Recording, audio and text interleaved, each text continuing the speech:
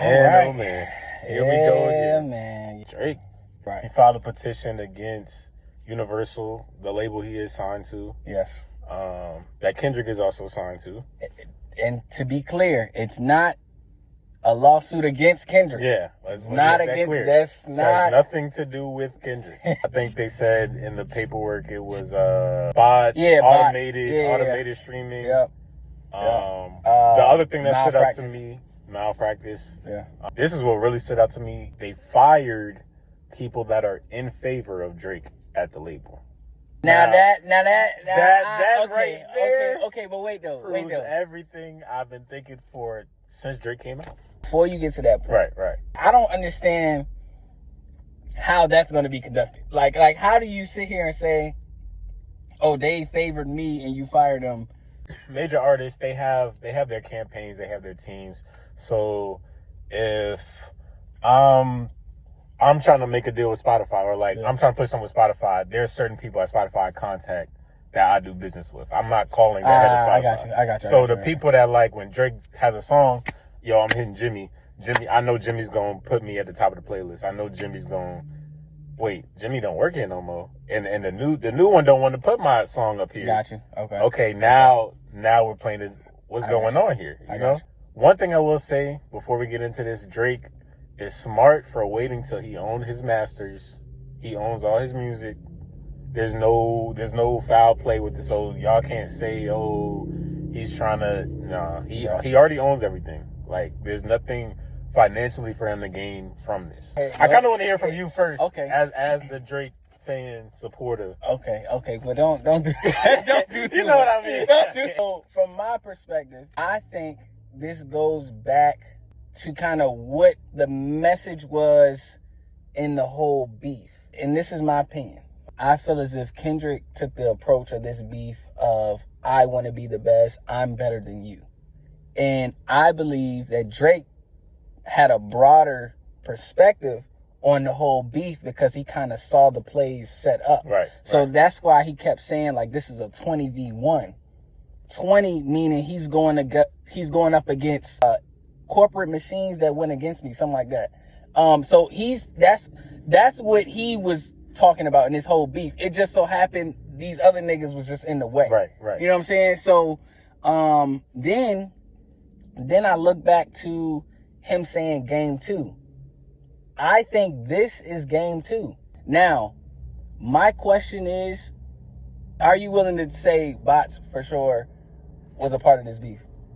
Yes. Okay. I honestly am not here to debate whether Kendrick used bots because I believe he did. No. Okay. The only reason I bring that up, and I don't really give a fuck. I'm just saying from the standpoint of that was in the litigation. Yeah. You know what I'm saying? So I think that plays a part to it. I believe that, like I said, this is game 2. And you wouldn't do something like this unless you had a leg to stand on. You know what I'm saying? This is this, to relate this in our terms, this is like you suing the company you work for. You know what I'm saying? You wouldn't do some shit like that unless you had the backing to. Yeah. Right.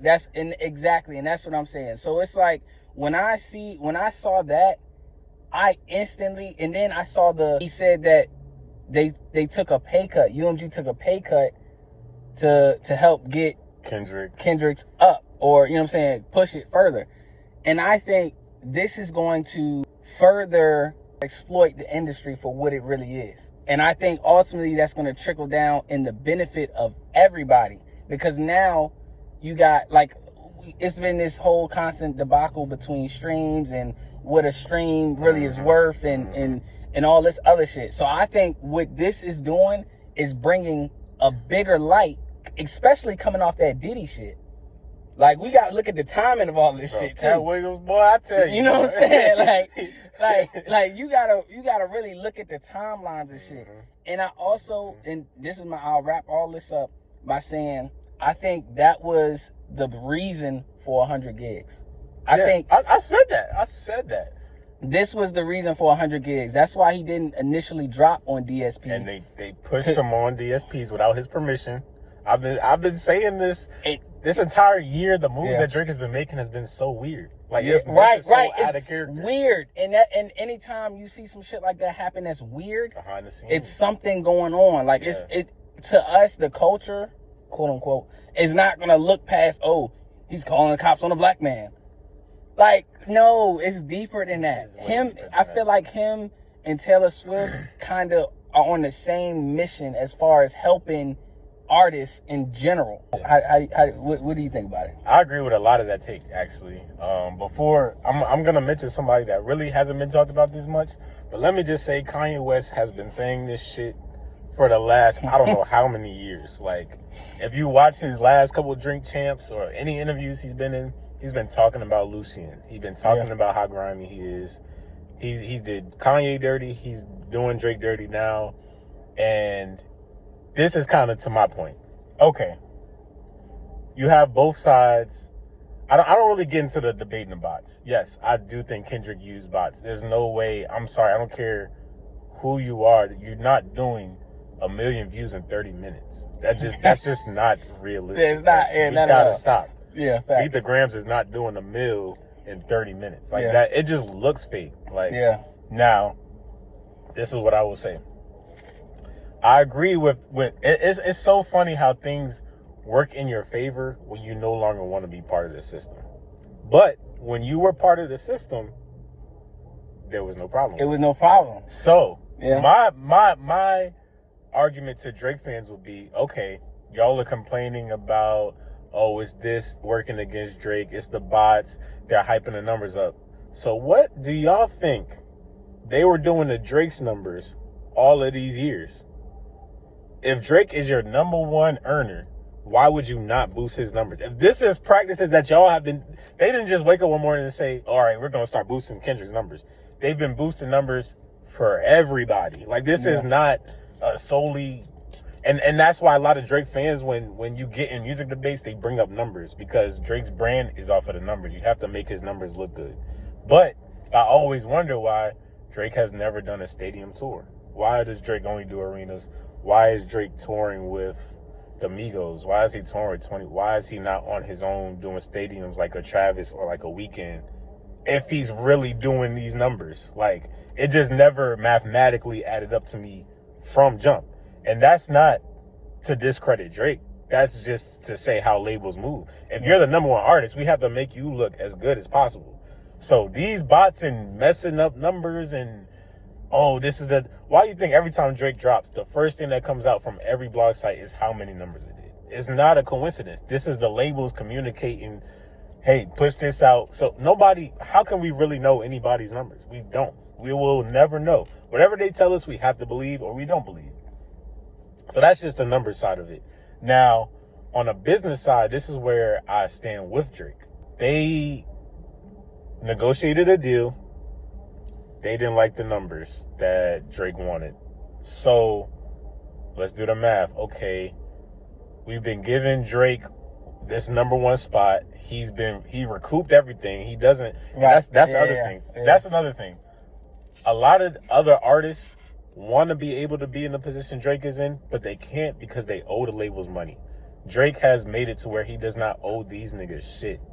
So he really has no chain on him to where he has to stay loyal. Whereas pretty much everybody else in his position or under has to stay quiet, drop your music, and drop when the label wants you. Drake doesn't have to do that because he's already made them their money. He basically did his end of the deal. Like, we're good on that. Now, from the label perspective, from their eyes, they're thinking, oh, Drake knows he has it good. He's never going to leave. And I think they got comfortable with the fact of, like, always recouping, always re-upping the deal with Drake. I don't think they thought that Drake would ever have a day where he's like, I'm leaving y'all. Now they're saying Drake only has one album left on the deal, but before he's totally out of it. So now what we're going to do is change the perception of Drake to the world. You know what I'm saying? Yeah. So now to make it look like he needs us again. Yeah. Because that's what labels do. They want you to feel like they have the overall control over optics. Yeah. You can't create your own narrative when you're signed to a label, which is why a lot of people that are signed to labels, they end up regretting it, and then they figure out how to be independent as fast as possible. And as soon as they do become independent, some bullshit happens. Yeah, okay. They either die, yeah, they in jail, it's always some BS that come right when you become independent. Now, I see a lot of people comparing Michael Jackson's situation to Drake. Not the same situation. This nigga Michael Jackson was buying catalog. Like, he was buying Sony's catalog. Like the Beatles, he was buying everybody's catalog. Like that was a different kind of power. Like they had it in him. Like it was nowhere right. Like they had it. It was just no way they was gonna let him walk free like that. Like he really, you want to talk about a finesse? Like he really finessed. Hey yo. So that just wasn't happening. Drake's fight is different. To your point though, and I'll say this: it's also a thing of you never outshine your master. Yep. And I think Drake is to a point where he realizes that they possibly need him more than he needs them. Right. You know what I'm saying? Right. Like he's taking the approach of, yeah, I'm good. You know what I'm saying? Like, so now that I cover my ass and make sure I'm good, let me shine light on this. Because I can act, like you said, like he can actually speak on this shit without having no type of real bound. Which also speaks to the reason why all of these artists was coming at Drake. Because all these other artists that have been beefing with Drake are still under these conditions to where they have to do what the label says. So if I'm fighting a battle against the label, of course the label's going to get all their other premier artists to come at me. And if you ask everybody, I just don't like... They never give a reason why they don't like Drake or why this beef started. Even if we just did a song yesterday. Now you're saying, I don't like him. He knows why. It's behind the scenes. It's really... The behind the scenes is the labels had a meeting and they said, we need this guy. Anybody that's been close to Drake, we're going to take Drake out. Like, it's clear as day. Like, I don't see how this is confusing at all. That's a deeper topic. Obviously, everything we saying right now is just our take on it. Our take on it. From our viewpoint, yeah. From our viewpoint, but with actual shit that we can articulate to back it up. Right. You know what I'm saying? So it's not like we're just spewing this out here. Right. It's you can kind of see this and draw your own conclusion, but this is where we came from. Right. And like you said, for the last 5 to 6 years, Drake has had these going against the label kind of bars, like and that's why I feel like he was playing the long game. And the other I didn't see it at first, but this really might be the greatest rap beef ever. Solely because both sides were really speaking into the future. It's kind of like they knew what was happening before it was going to happen. Like, both sides are like really speaking these things into existence. Like, they knew the script. And this is going to be a wild take. But I honestly think Kendrick and Drake are in cahoots in this. I call me crazy, bro. Call me crazy. Look, and this is I'm not big on like the wild takes for like, you know what I'm saying, reaction, but it had to happen like this in order. How else was it gonna happen? Right. You know what I'm saying? How else was it gonna happen? Right. So you can't be on those type of missions and not run into each other. Right. Like in some kind of way. Right. So I mean, call me and I could be the craziest one. Yeah. But I get what you're saying. You feel me? I get what you're saying, like though. that would be so, and you know they're entertainers. At the end of the day, you know they can put on a show. And once again, that speaks to Port Antonio. Like everything J. Cole was saying in that song, even he knows the script. The bots he was saying all that in that song. Yeah. Like he was saying all of that. Like, so if I'm J. Cole, it's like, okay, I see what timing both of y'all are on, and if what you're saying is true, and J. Cole finds out, hold on, this is all scripted. Okay, yeah, let me back up. I thought we was trying to rap. I came with my rhyme book. That nigga had a photo green as fuck. Oh my God, what the fuck? But like, that nigga J. Cole had to put his book back.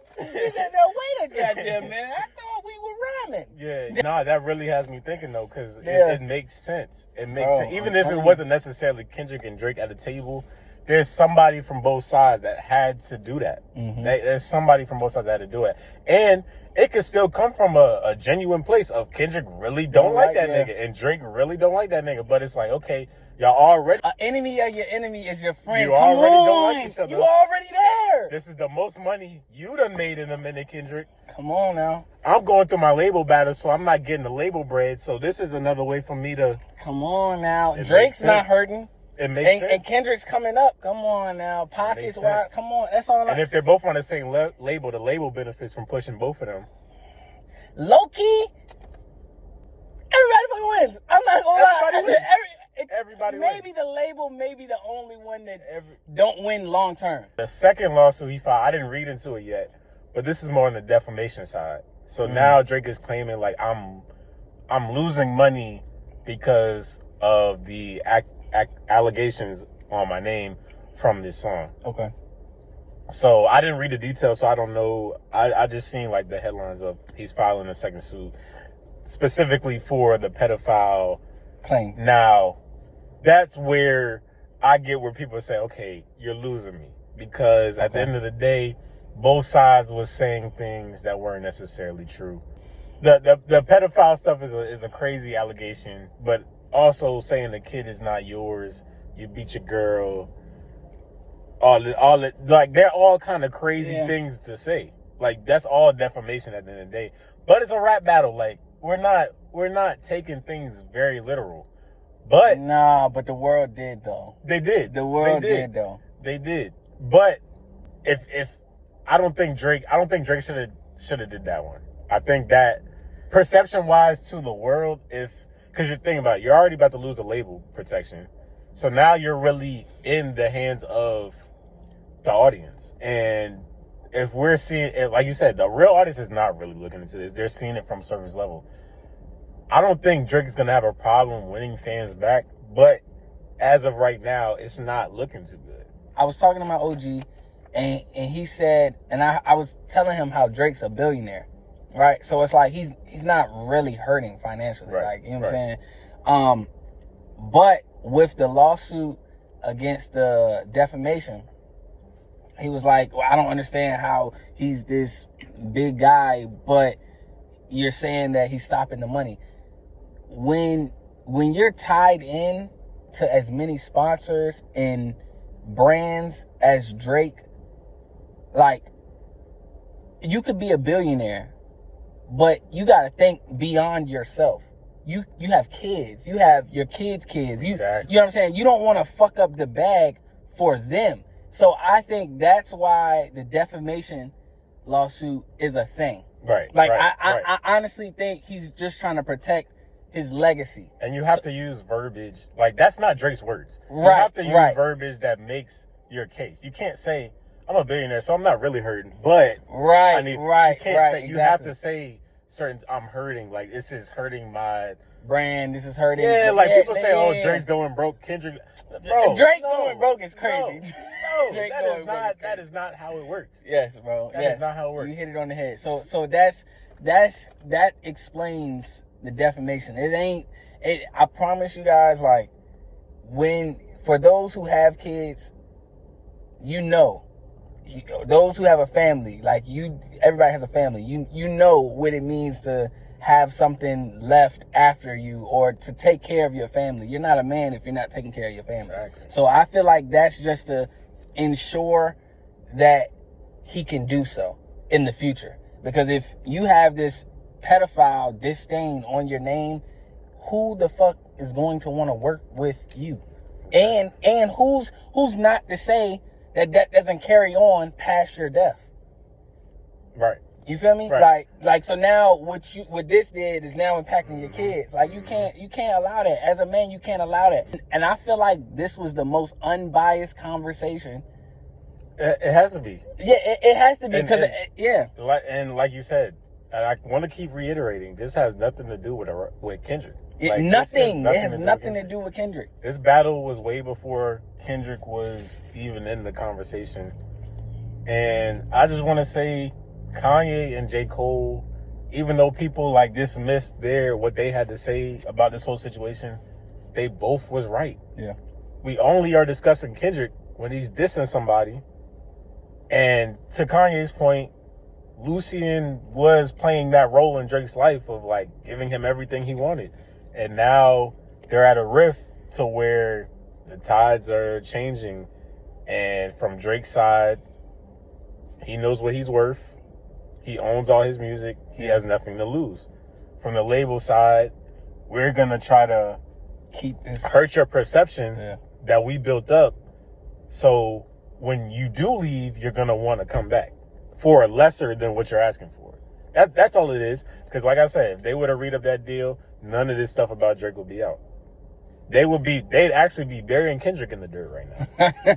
Facts. Like, so Facts. That's all it is. Like, it's a slimy game. It's an ugly game. And like I said, I hope Drake does beat Universal at the end of the day. He'll be the first artist ever. I'm saying, bro, that shit will be so, bro. You want to talk about GOAT? Yeah. That's some GOAT shit right there. That's crazy.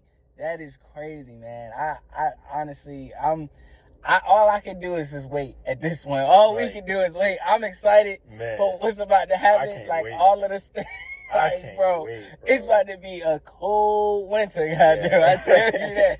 But realistically, this shit probably is not going to be done until 2026. Yeah. Realistically. I will say though, I'm also not judging whatever album comes out from Drake. Whatever last album comes out from Drake on this label, I'm not gonna judge. Because I do feel like he's not gonna give him his bam, whoopity scoop. Which I feel like that's been his last couple of years. He really he's shown sign. He's given enough to where you still want to hear from Drake, but I know he's saving his best for when he's out of the deal. And that's what I'm looking forward to music wise. Like I feel like that's gonna be hard, but hey man, it's another day, man. Another day. That's what we got for you, man. Hey, y'all let us know what y'all think. If we was crazy on any of these tapes, y'all let us know in the comment section. Please make sure you follow us. If you know what I'm saying, we drop content. We'll talk about anything, anywhere. Obviously, we're in the car right now. We be anywhere we want. You know what I'm saying? So y'all let us know what y'all think. We out of here. Out of here.